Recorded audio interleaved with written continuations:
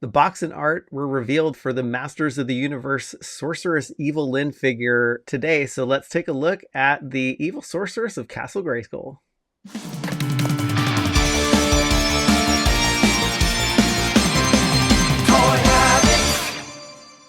And before we dive into the news, be sure to give it a like and subscribe to the channel so you can be alerted to the latest news, reviews, and episodes when they drop. Hey everyone, welcome back to Toy Habits News. I'm Michael, and with me is my collector in crime, Larry. Now today, thanks to Roy Juarez, we have in-package images and box art for the Sorceress Evil-Lyn figure from the Masters of the Universe Revelation subline.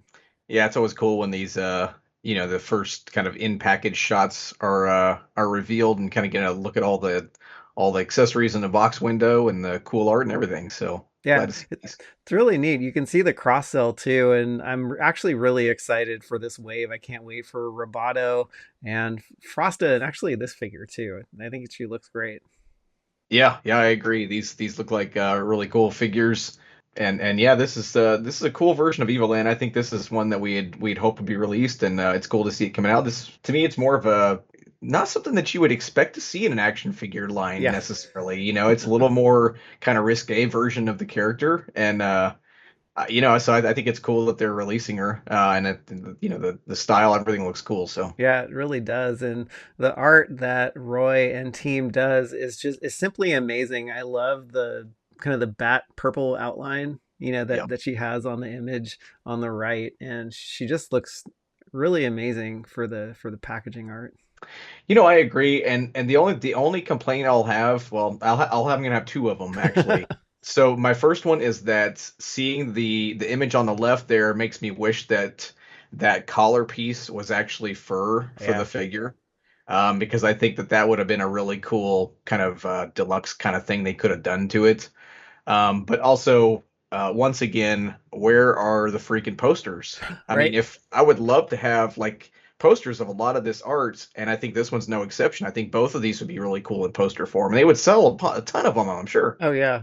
Like hotcakes, I'm sure. Yeah, I agree with you on the kind of the faux fur. They did it for King Grayskull, so like why couldn't they Yeah. just kind of repurpose that fur, make it a different color, and just slap it on the Evelyn figure?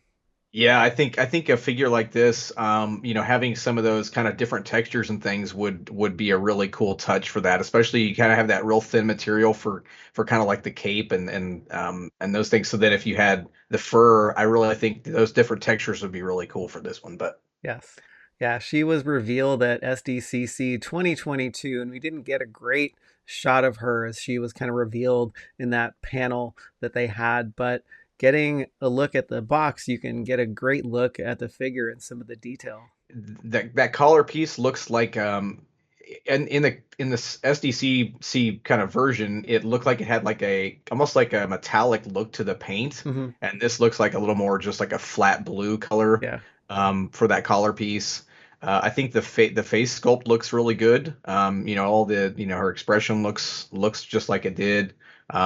It looks like what you would expect for the character, and I think the sculpting for that kind of that bat headdress piece looks cool too. Yeah. So.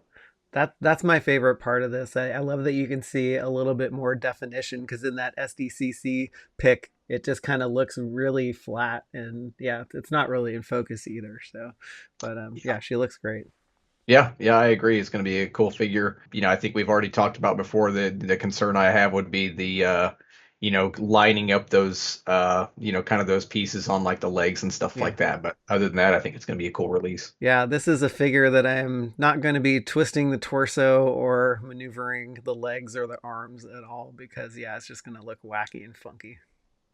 Yeah. This to me, this is probably a tough one to design because of that. Like you really have to get those lines exactly right for the way that a person would stand, and also the way a figure would be able to stand, and kind of get that positioning locked in because you're painting it to be kind of locked in and posed that way. Yeah. So yeah.